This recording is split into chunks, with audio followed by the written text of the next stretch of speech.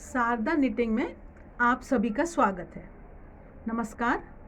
आइए आज का हम वीडियो शुरू करते हैं।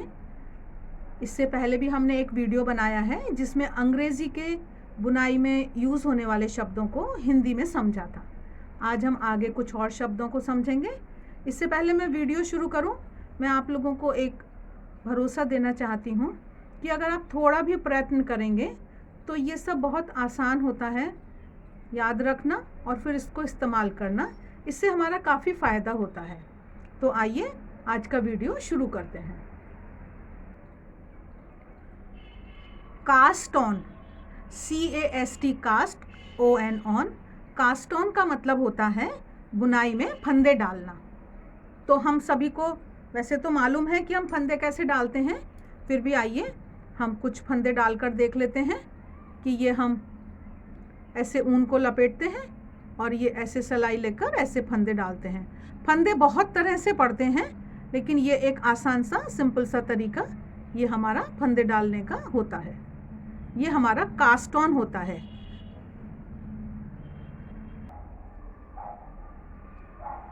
कास्ट ऑन के बाद अब हम बात करते हैं ST।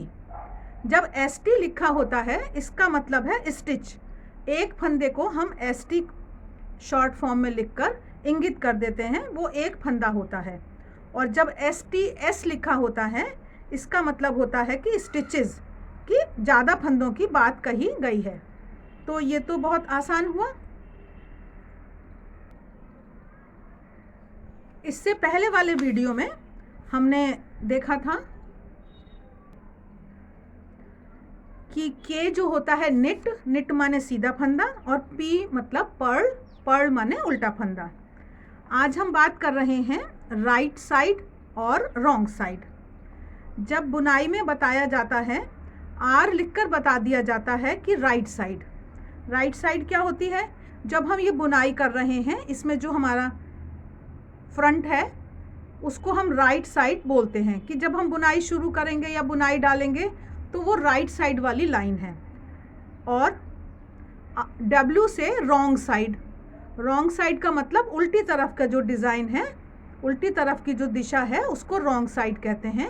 कि जब हम बुनते हुए आएंगे, अगर हम बुन रहे हैं तो वो रॉन्ग साइड होगी। अगर हम इधर से जब हम शुरू करेंगे तो इसको राइट साइड कहा जाएगा, लेकिन जब हम पलट कर इधर से शुरू करेंगे तो इसको रॉन्ग साइड से बोला जाता है।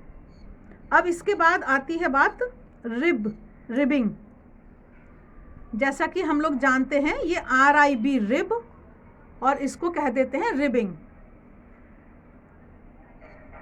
जैसे पसलियाँ, पसलियाँ होती हैं उस तरह से रिबिंग, जो ये हम ज़्यादातर बॉर्डर में डिज़ाइन डालते हैं, एक सीधा एक उल्टा या दो सीधा दो उल्टा, जिसकी ये ऐसे दिखता है, जो पसलियों के जैसे हमारे दिखता है, इसको रिब पैटर्न बोल देते हैं।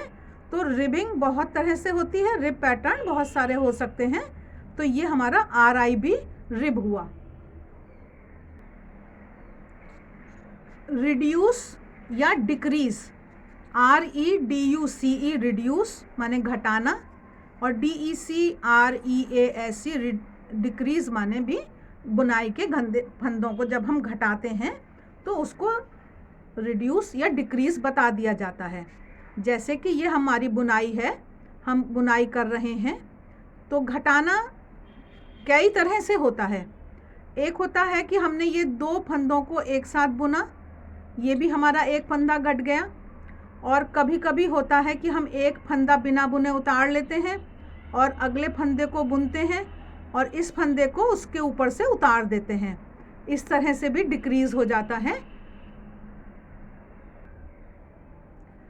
तो ये जो मैंने अभी दूसरी तरह से फंदा घटाकर दिखाया, इसके लिए एक और शब्दावली प्रयोग होती है, PSSO। PSSO की फुल फॉर्म होती है पास स्लिप स्टिच ओवर। जैसे ये मैंने एक स्टिच को स्लिप कराया, एक फंदे को मैंने उतारा बिना बुने हुए और अगले फंदे को बुना है, तो मैं इस बिना बुने हुए फंदे को पास करा रही हूँ, इसके ऊपर से उतार रही हूँ। तो इसको कहते हैं पास स्लिप स्टिच। ये वाला स्लिप स्टिच है, पास स्लिप स्टिच ओवर, ये हमारा PSSO हो जाता है।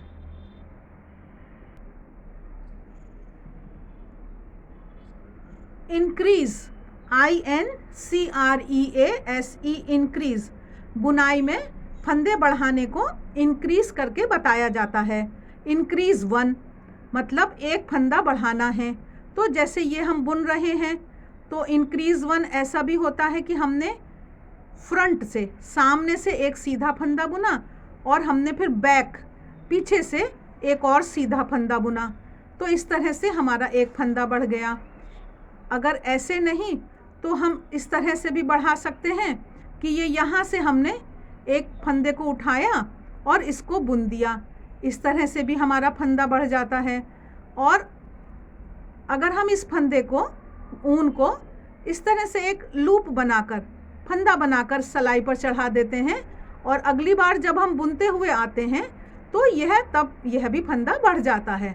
तो बहुत सारी तरह से हम फंदे बढ़ा सकते हैं, इंक्रीज कर सकते हैं।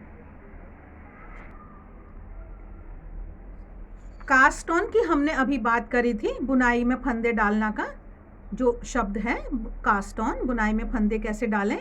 फिर एक है कास्ट ऑफ, मतलब बुनाई के फंदों को बंद करना। जब हमें बंद करना होता है फंदों को, जैसे ये हमारे बुनाई के फंदे हैं, ये मैं बीच में से ही बताती हूँ, तो ये हमने इस तरह से बंद किया, इसको कास्ट ऑफ कहते हैं। ये हम अकेले में भी करते हैं और जब हम मुड्ढा घटाते हैं तो 2 आगे पीछे के पल्लों को लेकर इकट्ठा भी जोड़कर हम घटा देते हैं, उसको कास्ट ऑफ कहते हैं। फिर मैं यहाँ आपको ये दिखाऊं कि जैसे हम मोज़ा बुनते हैं, जब हम 2 एक जैसी चीज़ें बुनते हैं तो अगर हम उसको एक साथ 2 गोला लगाकर बुन लेते हैं तो हमको लाइनें गिनने का एक हमारा काम बच जाता है। तो इस तरह से बाह अगर हमें बुननी है तो जब तक संभव है तब तक हम उन दोनों को एक साथ लेके बुने। और मोज़ा भी हम इस तरह से बुन सकते हैं, वायर की सलाई पर भी आप बुन सकते हैं, तो दोनों चीज़ें एक समान बुन जाती हैं। इससे पहले मैं आगे चलूं, आप लोगों से एक अनुरोध है कि कृपया चैनल को सब्सक्राइब करें, शेयर करें, लाइक का बटन दबाएं और एंड स्क्रीन और आई बटन पर भी आप ध्यान दे सकते हैं और डिस्क्रिप्शन बॉक्स भी देख सकते हैं। तो आगे हम चलते हैं अब फाउंडेशन रो। जैसे कि हमने फंदे डाले हैं और डिज़ाइन हम अभी बाद में शुरू करेंगे, तो सबसे पहली लाइन को, जो कि सिर्फ एक बार बुनी जाती है, एक अकेली लाइन पहली बार सिर्फ बुनी जाती है, उसको फाउंडेशन रो बोल देते हैं। तो ये हमने फंदे डाले हैं अभी और हम पहली सलाई को पूरा उल्टा बुन लेंगे। इसको हम आगे डिज़ाइन में रिपीट नहीं करेंगे, ये दोहराई नहीं जाएगी लाइन। ये सिर्फ पहली बार हमको सीधी तरफ आने के लिए या डिज़ाइन की शुरुआत के लिए ज़रूरत होती है, तो ये हम पहली सलाई एक बार अकेली बुनते हैं, उसको फाउंडेशन रो कह देते हैं। अब इसके बाद आती है बारी एज स्टिच। दोनों किनारों पर एक एक फंदे को हम कभी कभी डिज़ाइन की ज़रूरत के हिसाब से या तो सिर्फ बिना बुने उतार लेते हैं और या तो हम बुनेंगे, जो भी है उसको हम किनारे का एक फंदा कहते हैं। जैसे ये हमारा अब किनारे का फंदा है, इसको हम बिना बुने हुए उतार के और आगे अपना डिज़ाइन शुरू करेंगे। इसी तरह से जब हम दूसरी तरफ से सलाई बुनाई शुरू करेंगे तो उधर भी हम पहले फंदे को उतार देंगे। इसको एज स्टिच, किनारे का फंदा बोलते हैं। आइए आज के वीडियो के अंत में हम ये लास्ट में सबसे महत्वपूर्ण एक बात देख लेते हैं कि जब डिज़ाइन बताया जाता है लिखकर, तो ये फूल बनाए होते हैं 2। ये 2 फूल का मतलब होता है कि उसके बीच में जो बात लिखी गई है, जो डिज़ाइन लिखा गया है, वही हमको बार बार दोहराना है। और जो फूल से पहले बात लिखी गई है या फूल के बाद में जो बात लिखी जाती है, उसको दोहराना नहीं होता है। जैसे ये वाला डिज़ाइन है, ये हमारा एक वीडियो है, शॉल का, मफलर का डिज़ाइन है, वीडियो नंबर 80 है। आप वीडियो लिस्ट में जाकर 80 नंबर वीडियो को देखेंगे तो ये 3 के गुणा से बुनाई पड़नी है, 3 के गुणा से जमा 2, मतलब हम 3 का पहाड़ा पढ़ेंगे, हमको जितना भी चौड़ा मफलर या शॉल बनाना है, और फिर हम 2 फंदे और फालतू एक्स्ट्रा लेकर बुनाई शुरू करेंगे। तो जैसे इसमें बताया गया है कि 2 सीधे फंदे बुनने हैं सिर्फ पहली बार, उसके बाद हमको यार्न फॉरवर्ड ऊन लानी है, जैसे हमारे पहले वीडियो में हमने यार्न फॉरवर्ड बताया है, और फिर हमको 2 सीधे फंदों का जोड़ा बुनना है, K2 TOG 2 सीधे फंदों का जोड़ा बुनना है, और फिर एक सीधा फंदा बुनना है। फिर हम लौट कर आएंगे, यार्न फॉरवर्ड करेंगे, 2 सीधे फंदों का जोड़ा करेंगे और एक सीधा करेंगे, बुनेंगे एक फंदा, फिर हम लौट कर आएंगे। इस तरह से हम करते हुए पूरी सिलाई को पूरा करेंगे।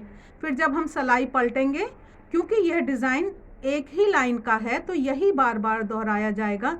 फिर हम पहले 2 फंदों को सीधा बुनेंगे और फिर इन जो ये बताया गया है इसको दोहराएंगे। इस तरह से ये जो 2 फूल के बीच की बात होती है ये हमने समझी। आइए इसको हम थोड़ा सा करके देख लेते हैं। तो ये हमने 2 फंदे सीधे बुने, उसके बाद ये हमारी यार्न फॉरवर्ड ऊन जो है ये हमारी अंदर की तरफ आ गई, या इसको यार्न फ्रंट भी कह सकते हैं। और उसके बाद हम यहाँ पर लाकर अगले 2 सीधे फंदों का जोड़ा इकट्ठा उनको बुन दिया हमने। तो यहीं पर हमारा एक फंदा बढ़ गया और एक फंदा घट गया, अगला एक फंदा सीधा बुना जाएगा। फिर यार्न फॉरवर्ड है, फिर 2 सीधे फंदों का जोड़ा है और फिर एक फंदा सीधा बुना गया है। फिर यार्न फॉरवर्ड है, फिर 2 सीधे फंदों का जोड़ा है और एक फंदा सीधा है। फिर यार्न फॉरवर्ड हुआ, 2 सीधे फंदों का जोड़ा और एक फंदा सीधा। फिर से यार्न फॉरवर्ड, 2 सीधे फंदों का जोड़ा और एक सीधा फंदा। ये हमारी सिलाई पूरी हो गई। फिर हम जब पलटेंगे, टर्न करेंगे, उसके बाद हम फिर ये हमारे 2 सीधे फंदे हैं तो ये हम फिर से 2 शुरू के सीधे फंदे बुनेंगे और उसके बाद उसी तरह से ये हम यार्न फॉरवर्ड करेंगे और अगले 2 सीधे फंदों का जोड़ा बुनकर आगे डिज़ाइन बुनेंगे। तो इस तरह से ये हमारे स्टार से स्टार के बीच की बात हमने समझी। आशा है आपको ये वीडियो अच्छा लगा होगा। वीडियो अंत तक देखा करें। आप लोगों के सहयोग के लिए बहुत बहुत धन्यवाद।